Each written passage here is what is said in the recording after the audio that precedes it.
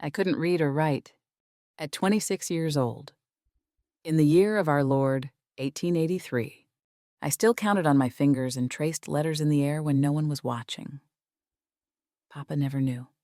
Or maybe he knew and was too kind to say. I worked his dry goods store in Missouri, the one on 3rd Street with the faded awning. Customers would hand me coins, and I'd count them carefully, feeling the ridges, the weight. When they asked me to read a label, I'd squint and say the lamplight was poor, or I'd forgotten my spectacles, or I'd call for Margaret. Always Margaret, my younger sister with her quick mind and quicker tongue. Sarah's eyes aren't what they used to be, Margaret would say, appearing from the back room with a book tucked under her arm. She was 18, pretty, always reading. Papa had taught her letters when she was small. By the time I wanted to learn, I was already helping Mama with the washing, the cooking, the endless work that kept our household running. And then I was too proud to admit I didn't know what a 6-year-old could do. So I learned to hide it. Got good at it. Most folks never noticed. Or maybe they noticed and were too polite to mention it. The evening everything changed. I came home to find Papa coughing into his handkerchief again. The sound was wet, wrong. Margaret sat at the kitchen table, lamplight making her hair shine gold while I felt gray as dishwater beside her. She had a newspaper spread before her, pointing at something. "Listen to this," she said, and read aloud, "Rancher in Wyoming Territory seeks correspondence with an educated woman of refined sensibilities. Object matrimony." I should have laughed. Should have turned away to start supper.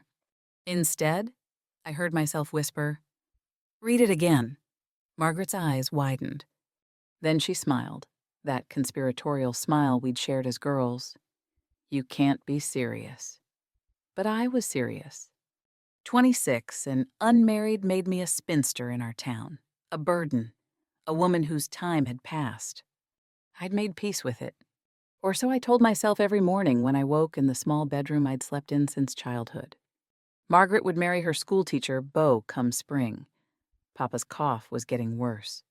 And I could see the edge of my future clearly, the aging daughter, the unmarried sister, the woman people pitied. "I could go," I said. Margaret stared at me. Then, understanding dawned. "Oh, Sarah, you'd have to write to him." "You could write for me?" The words hung between us like smoke. It was a terrible idea, a dishonest idea. But desperation makes liars of us all. And I was desperate in a way I'd never admitted out loud. Margaret's pen flew across paper that night, creating a woman on paper who didn't exist. She wrote about sunsets I'd seen but could never describe, about books I'd never read, about thoughts I'd never had the words to express. His first response came 2 weeks later.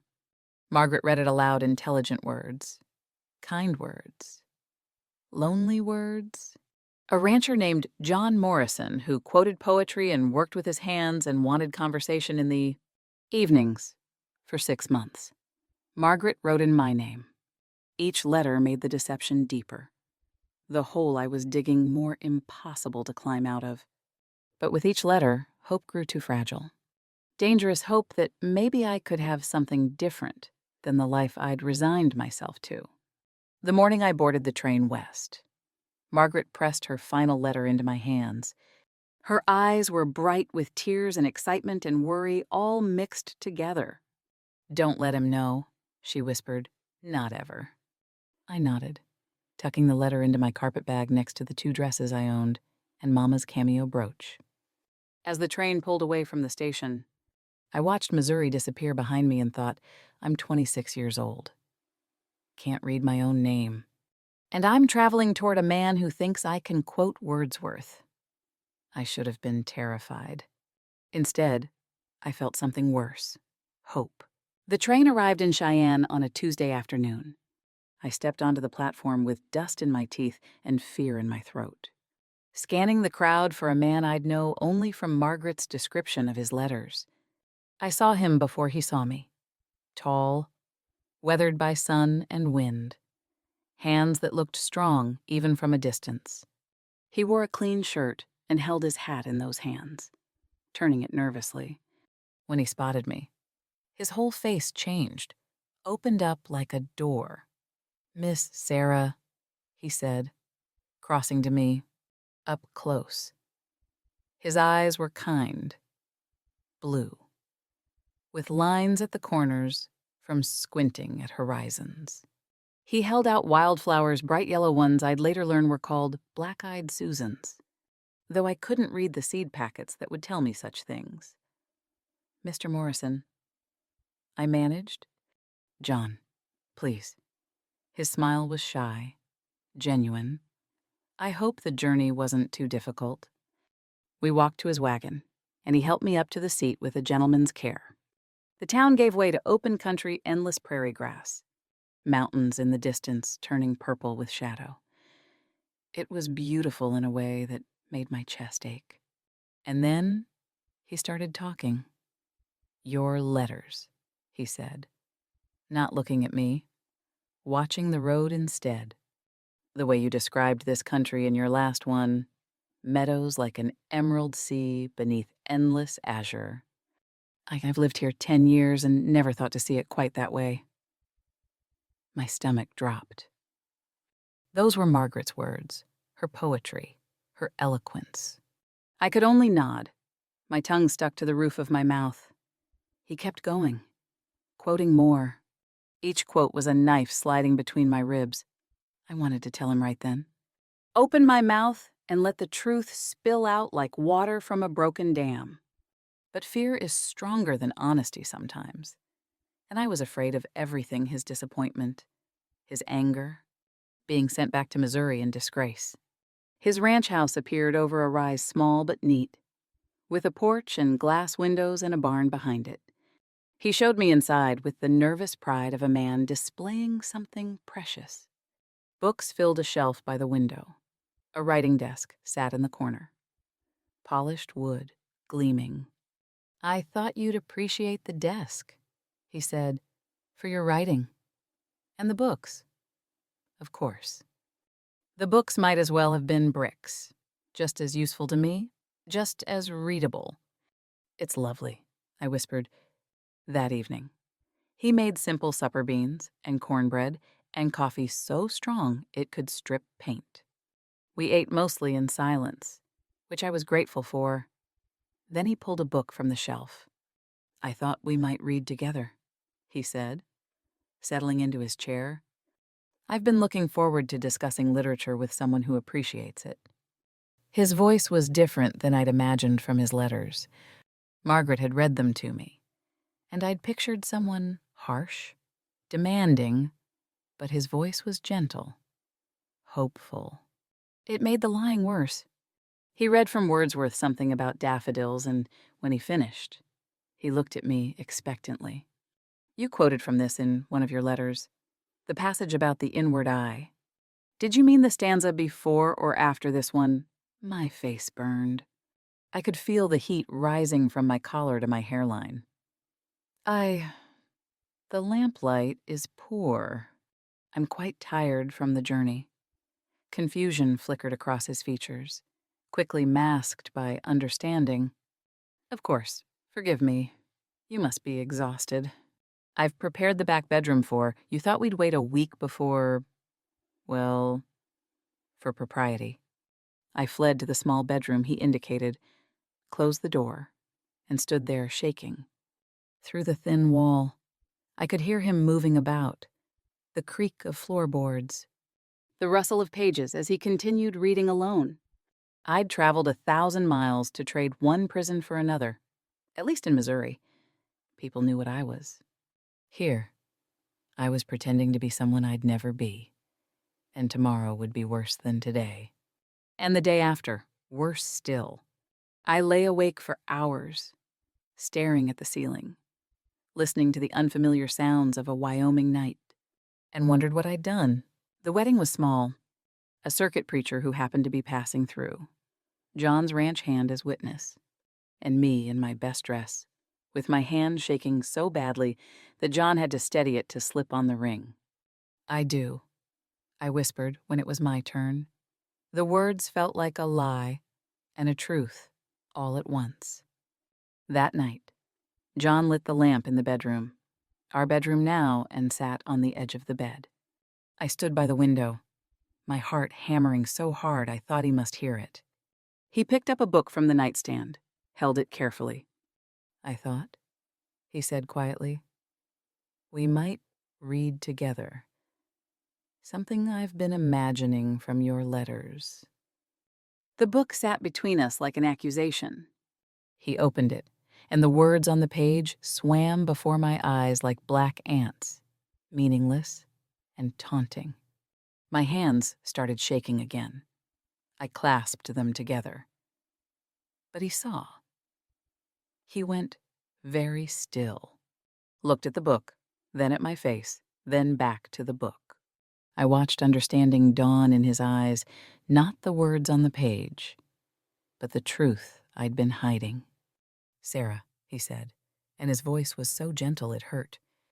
"Can you read?" The question hung in the air between us.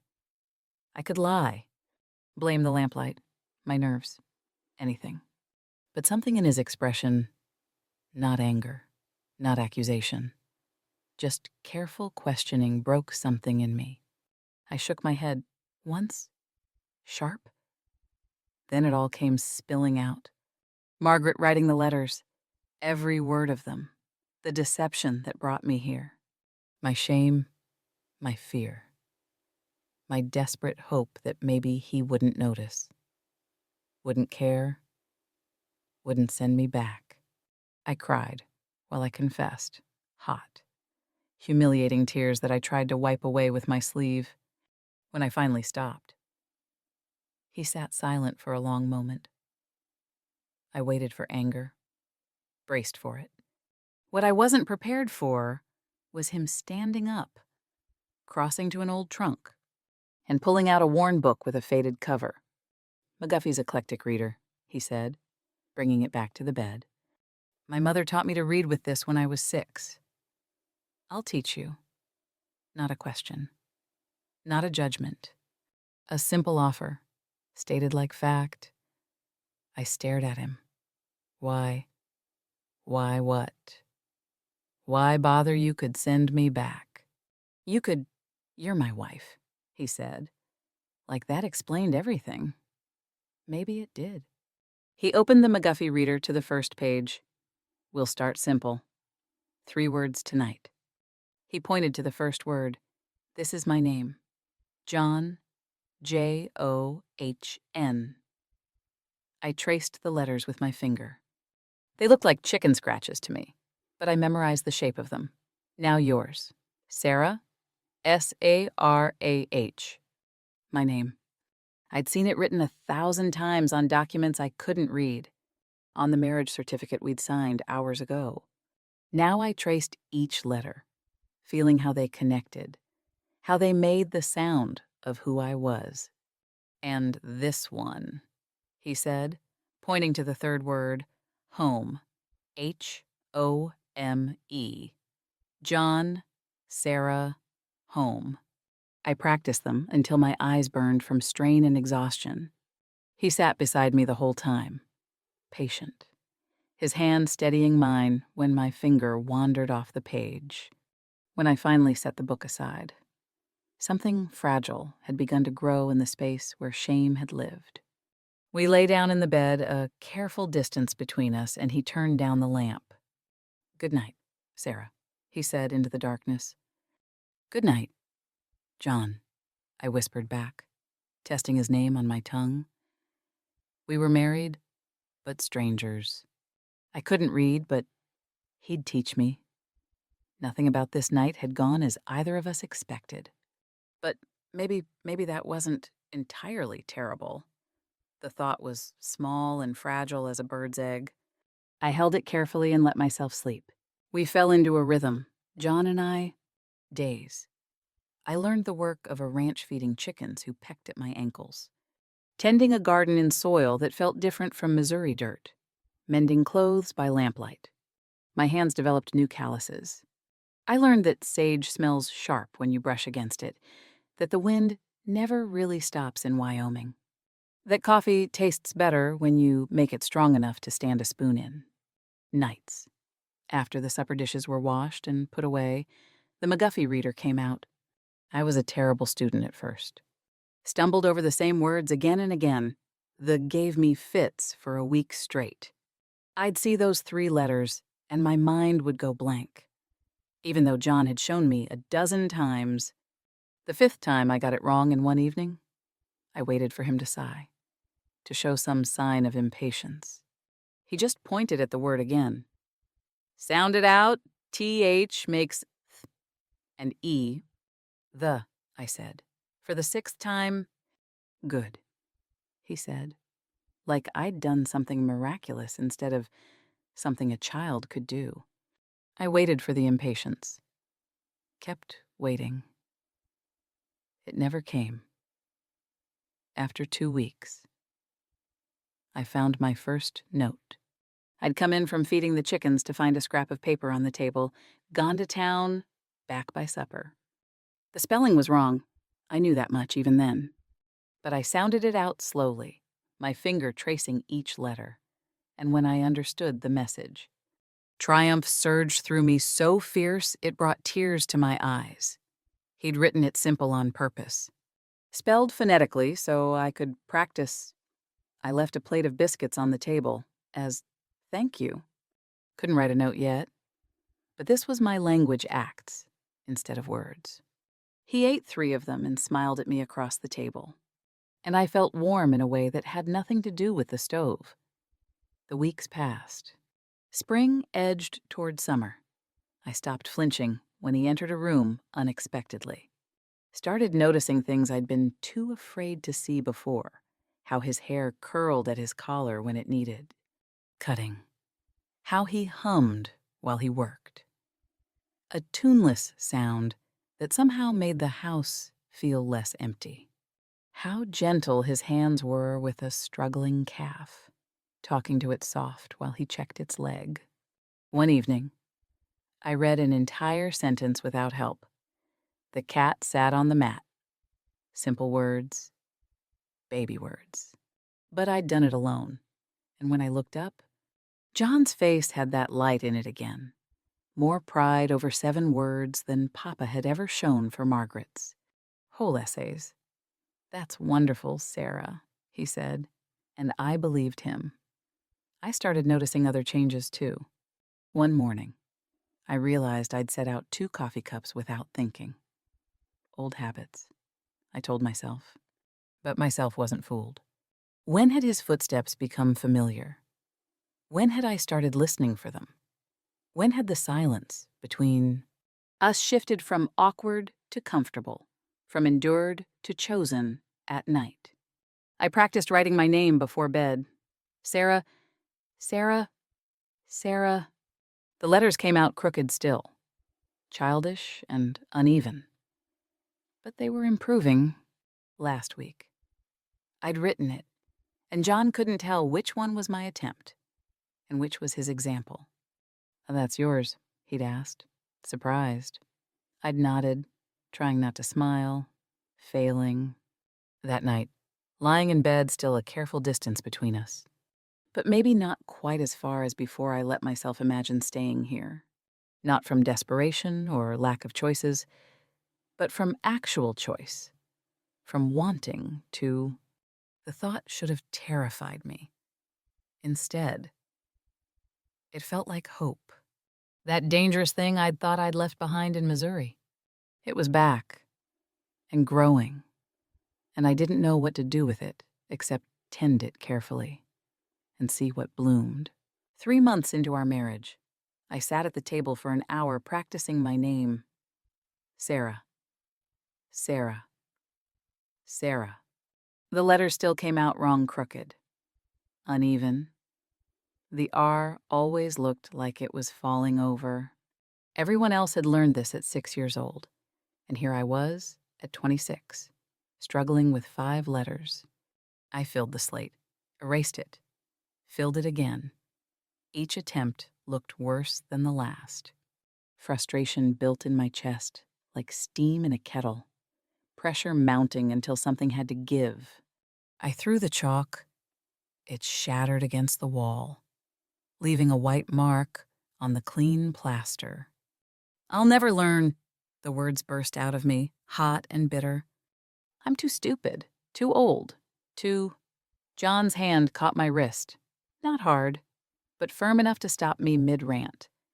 "Don't," he said, and his voice was harder than I'd ever heard it. "Don't speak about my wife that way." The words stopped me cold. My wife? Not the woman who deceived me. Not the burden I'm stuck with. My wife. Like it was a claim. Like he meant it. Everything I'd been holding back broke loose. I sobbed, truly sobbed into my hands. Not the pretty tears of women in books, but ugly crying that shook my whole body. All the shame I'd carried since childhood poured out between gasps. Papa's gentle disappointment when he'd realize I couldn't read the ledger. The neighbor's pity when Margaret had to read my mail. The knowledge that my younger sister could do in minutes what took me weeks to manage poorly. I'm worthless. I choked out, "Can't do anything right. Can't even learn what children know." John waited until I ran out of words and breath both. Then he said, quiet but firm, "Those letters your sister wrote, they were beautiful, eloquent. Everything a man might want." My heart sank. Here it came the truth that he wished I was her, wished I was anyone but who I was. "But I'm not married to those letters," he continued. "I'm married to the woman who gets up every morning and tries again. Even when it's hard. Even when she wants to quit. That's the woman I want. That's the woman I—" He stopped, swallowed. "That's you, Sarah. The real you." I looked up at him through tears. His face was serious, open. Not pitying, not disappointed. Just seeing me, really seeing me. All the broken parts and failures and struggles, and not looking away. Something in my chest cracked open. I'd learned early to hide pain, show weakness, and people use it against you. Turn it into ammunition, into proof that you're less than. But John's steadiness made me careless. Made me think maybe, just maybe, I could let someone see the broken parts, and they wouldn't use them to hurt me. "I'm afraid," I whispered, "of what? That I'll never be good enough. That you'll wake up one day and regret this. Regret me." He was quiet for a long moment. Then, "I regret the lies. I won't pretend I don't. But you, Sarah, you're the best part of my days now. Coming in to find biscuits you made because you can't write thank you yet. Watching you sound out words with your finger. So determined. That's not something to regret." When he called me his wife earlier, not like a legal contract, but like a claim. Like pride something in my heart had cracked. Now it broke completely. But breaking from kindness hurt different than breaking from cruelty. This hurt was cleaner. Somehow, like lancing a wound to let it heal properly. I let him see me then. Really see me. All of it, the fear, the shame, the desperate wanting to be worth something. And he didn't look away. Didn't offer false comfort or easy promises. Just sat with me in it, present and steady. That night, after he'd already fallen asleep beside me, I whispered into the darkness, "Thank you." Didn't know if he heard. Didn't matter. I needed to say it. I'd spent my whole life being ashamed of what I couldn't do. He was teaching me to be proud of what I could. Small things, Yes, 3-letter words and crooked signatures, but mine, finally, truly mine. Late spring brought storms that turned the sky green and made the horses nervous. John was on the barn roof, patching damage from the last blow. When I heard it, a crack. Then a shout. Then silence, worse than the shout. I ran from the garden, my heart already knowing before my mind caught up. The ladder had slipped. He lay on the ground beside it, his face white, his leg bent. Wrong. "Don't move," I said, kneeling beside him, my hands shaking. Wasn't planning on it. His attempt at humor came out through gritted teeth. "Sarah, listen. In the house. Brown glass bottle. Labeled laudanum, bring it, and bandages from the trunk." I ran. My skirts caught on the porch step and I nearly fell, but I made it inside and stopped dead. The shelf had 6 bottles of brown glass, all of them the same size, same shape. The labels might as well have been written in Chinese for all the good they did me until now. My hands shook as I picked up the first bottle. I forced myself to focus, to see the letters as John had taught me, L-A-U. My finger traced each one, sounding them out. Lard, not right. Next bottle, L-I-N, liniment, wrong again. The third bottle, L-A-U-D-A-N-U-M, laudanum. The word I'd practiced reading just last week because John said it was important. Said I should know it in case of emergency. I'd thought he was being overly cautious. Now I grabbed the bottle like it was gold, snatched the bandages from the trunk, and ran back. His color was worse. I dosed him, carefully remembered the amount from watching Doc Peterson tend Mama once, and talked to him. While I worked, told him to stay still. That help was coming. That he'd be fine. Mostly, I talked to keep my own panic at bay. "You read it," he said, his voice fuzzy from pain and medicine. "The label, you read it yourself." "I did."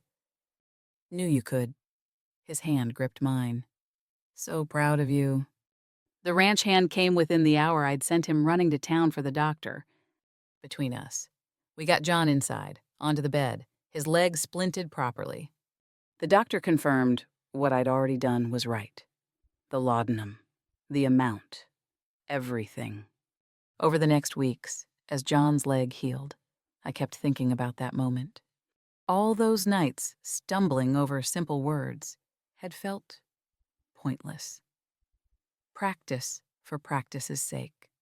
But standing in the house with those bottles, knowing his pain depended on me reading correctly, I'd understood. This was why he'd been so patient. This was why it mattered. The ranch hand's wife came to help. Kind woman named Betty, who talked constantly. I didn't mind until she picked up one of Margaret's old letters John had kept in his desk drawer. "My, what beautiful handwriting you have," she exclaimed, holding it up to the light. "So elegant. You must write to my sister. She'd adore your penmanship." The words hit like cold water. I mumbled something about needing to check on supper and fled to the bedroom, my face burning.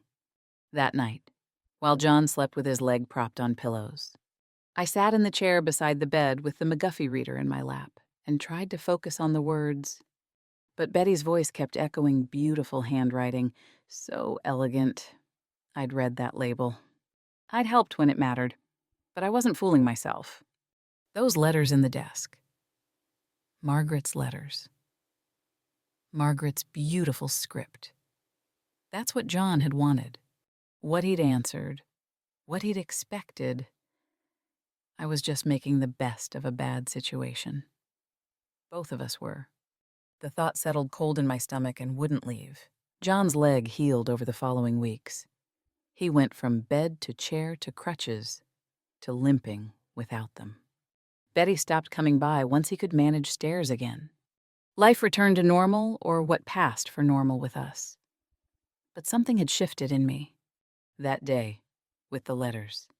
with Betty's innocent praise of handwriting that wasn't mine, had opened an old wound. I'd thought it was healing. Turned out it had just been covered over. One night, lying beside John in the dark, I couldn't stop thinking, he kept those letters. In his desk drawer, the beautiful, eloquent letters that Margaret wrote. Did he take them out sometimes? Read them when I was working in the garden. Compare them to my crooked. Practice attempts, I'd gotten good at reading words on pages, but I couldn't read him. Couldn't tell if the softness in his eyes was love or pity, or just the general kindness of a good man stuck. With a bad bargain, he'd never said he loved me. Never said much beyond well done and try again and you're getting better. Maybe that was all this was. Teacher and student, obligation and duty. Not the partnership I'd started to imagine on hopeful nights. 26 years I'd been running from shame. Different forms of it, but the same root. Not good enough, not smart enough, not worthy enough. I'd thought learning to read would fix that. But Margaret's letters in that drawer proved I'd never be what he wanted. Never be the woman he'd thought he was getting. Better to leave with dignity than stay and watch his patience turn to pity. Then, pity to resentment. I waited until he was asleep, his breathing deep, and even then slipped out of bed. My carpet bag was still in the trunk where I'd unpacked it months ago. I pulled it out. Moving quiet as snow. My dresses went in first. Mama's cameo brooch. The few things I could call mine. I'd go back to Missouri. Find work somewhere. Disappear into spinsterhood like I should have done in the first place. Margaret would be married by now. Papa would understand. I'd tell him the marriage didn't work, that I came home, that it was better this way. My hand was on the door when I saw the McGuffey Reader on the table. My slate beside it, covered in practice words, 6 months of patient nights. 6 months of try again and sound it out and you're getting better. His voice, never sharp, never impatient, even when I made the same mistake 10 times in a row. I remembered his words from that night. I'd broken down, I'm married to the woman who gets up every morning and tries again. Was I that woman? Or was I the old Sarah, the one who ran from hard things, who hid her shame behind excuses and deflection 26 years of running? And where had it gotten me, standing in the dark with a packed bag, about to run again, from the first real chance I'd ever had, from the first person who'd seen me truly and stayed anyway? Maybe the real test wasn't learning to read. Maybe it was learning to stay. To trust that someone could see all my failures and broken parts and still choose me. Still wake up each morning and choose me again. I unpacked the bag. Put each item back in the trunk, my hands steady now. Climbed back into bed beside John. Careful not to wake him. His breathing stayed even. Undisturbed. Margaret's letters were beautiful. They'd opened this door for me. But they were hers, not mine. And John wasn't married to those letters. He was married to me. He'd said it. I had to start believing it. Morning would come. I'd make coffee, burn the biscuits probably, stumble through my practice reading, and he'd correct my spelling gently, and I'd hate it and be grateful for it all at once. That was the truth of it. I didn't know if this was love, but I knew I wanted to find out. And that meant staying. I closed my eyes and thought, God help me. I'm staying 6 months and 1 week after our wedding night. I woke with my decision settled in my bones like certainty. John was already up, dressing quietly in the pre-dawn light. Riding out to check the herd, he said when he saw me watching. Back by noon. I nodded, waiting. When I heard his horse's hoofbeats fade into distance, I got up and went to the desk. Our desk now. I'd stopped thinking of anything in this house as just his. I pulled out fresh paper, the good kind he saved for important letters. My hand shook as I picked up the pen, dipped it in ink. The nib felt foreign, too delicate. I'd break it if I pressed too hard, but I'd watched John write enough times to know how it worked. I began. The letters came out crooked. The lines weren't straight. I knew I was spelling wrong, could feel it in the way the words didn't look right. But I kept going. 43 words. Each one earned through 6 months of patient nights and frustrated tears and trying again when I wanted to. Quit. Dear Margaret, I am well.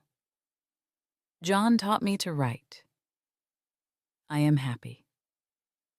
Your sister, Sarah.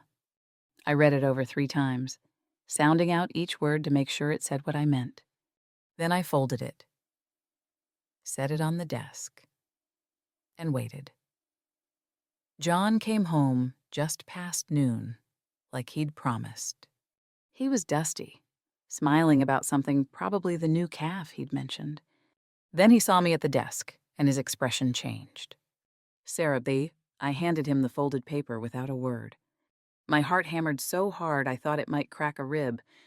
He opened it, read it, his eyes moving across the crooked lines. The misspelled words. The childish script that would never be elegant. Read it again, slower this time. Then he sat down hard in his chair and cried.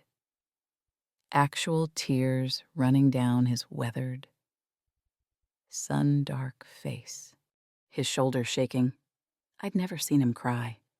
Didn't know what to do except stand there, frozen, wondering if I'd done something wrong after all. This, he said, his voice breaking on the word. He had to stop, swallow, try again. This is more beautiful than all those other letters combined. It's full of mistakes, I whispered. It's real. He looked up at me, tears still wet on his cheeks. It's you. Your words. Your hand. Sarah, this is... He couldn't finish. Just reached for me. Pulled me onto his lap, careful. Gentle. Like I was something precious that might break. I love you, he said into my hair. Not the woman in those letters. You? The real you? The stubborn woman who throws chalk at walls and burns biscuits and practices, writing her name until her fingers cramp. You. The words settled into me like rain into dry earth. You kept Margaret's letters. I said, needed to say, in the drawer. I kept them because they brought you here. They started this. But Sarah, he pulled back enough to look at me. They're not what kept me. You're what kept me. Every morning, watching you try. That's what I fell in love with. Not eloquence. You. I believed him. For the first time, truly believed I was enough. More than enough. Exactly right. Later, after I'd stopped crying too, he gently showed me the 3 words I'd misspelled. Right instead of right. Your instead of your small mistakes. Easy fixes. I laughed instead of feeling ashamed. I'll spell them right next time. His smile could have lit the whole Wyoming territory. I know you will. That evening, we sat at the table together. He corrected my spelling. I practiced the words again. Simple domestic peace, outside, spring turning to early summer. Inside, something solid being built from honesty and patience and the daily choice to try. My handwriting would never be Margaret's elegant script. My spelling would probably always need checking. But these words were mine. I'd earned every one of them through 6 months of stubborn effort and refusing to quit when it got hard. I was literate now. Not perfectly, I'd never quote Wordsworth or write elegant essays. But I could read his notes, write my own, spell laudanum in an emergency, understand the labels in the store, the signs in town, the world that had been closed to me my whole life. More than that, though I was known, truly known, every flaw and failure and struggle laid bare, and loved not, despite my truth, but because of it. Margaret's letters had brought me here. But my own words, clumsy, misspelled, real those, had brought me home. I write this now, 5 years later. At the same desk where I wrote that first letter to Margaret, the desk sits by the window still, catching morning light. My handwriting has improved. The letters march straighter across the page. The spelling comes easier. It will never be Margaret's flowing script. And I've made peace with that. I don't need to be Margaret. I just need to be me. Our daughter is 3 years old, bright as new copper, with John's blue eyes and my stubborn chin. Her name is Lucy, and she already knows her letters. Every night, I read to her from the McGuffey Reader that taught me, and she sounds out words with her finger just like I did, just like her father showed me. She'll never know the shame of silence I carried. I'll make certain of it. When she struggles with reading, I'll understand in a way my parents couldn't. When she feels stupid, I'll tell her about her mother at 26, learning what 6-year-olds know. If I could do it, I'll tell her. You certainly can. Margaret's letters still live in that desk drawer. Sometimes I take them out and read them easier now, though some of her fancy words still trip me up. I marvel at her gift with language, her ability to paint pictures with nothing but ink and paper. They're beautiful letters. I'm grateful for them. They gave me a door into a new life. But I'm the one who walked through it.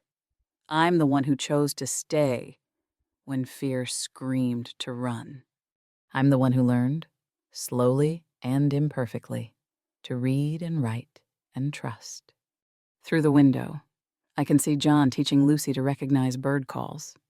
She squeals when she spots a chickadee, and he lifts her up to see better. Their laughter drifts in on the summer breeze, and my heart feels full enough to burst. Tonight, after Lucy's asleep, John and I will sit together and read. We're working through a novel now, something about a ship and a whale. We take turns with chapters. My voice still slower than his, but steady. Sure. When I stumble over a word, he waits patiently. When I get frustrated, he reminds me how far I've come.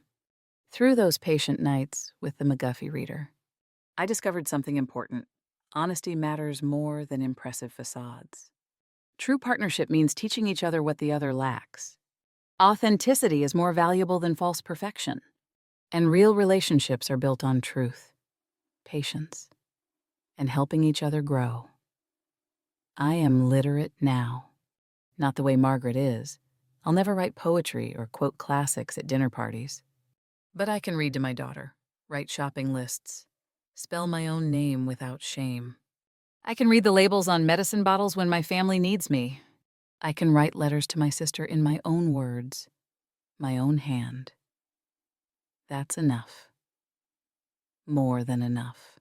Sometimes I wonder what would have happened if I'd told the truth in that first letter. If Margaret had written, "My sister cannot read but desperately wants to learn." Would John have answered, "I'll never know." But I know this. The woman who lied to get here isn't the woman who stayed. That took someone braver. I hear John and Lucy coming up the porch steps, her chattering about the birds she saw. Soon I'll need to start supper. Check the bread rising in the bowl. Peel potatoes. Set the table for 3. Ordinary tasks of an ordinary life, but mine. Real. True. Chosen. I close my journal. I've been keeping one now. Recording our days. Simple entries. Nothing eloquent. Today's will say, Lucy learned 3 new birds. John fixed the fence. I made bread that didn't burn. Small things. But I've learned that small things matter most. They're the building blocks of a life. This life built from honesty, patience, and 43 misspelled words in a letter that changed everything. This is the one I choose. Every day, I choose it again. You don't have to be perfect. I'll tell Lucy when she's old enough to understand. You just have to be real and brave enough to let someone see it. That's the lesson worth learning. Not eloquence or fancy words or impressive facades, just truth, just trying, just staying. When staying is hard, that's the story worth telling. Not the one my sister wrote in beautiful script. The one I lived, in crooked letters and misspelled words and stubborn daily effort. The real one, mine.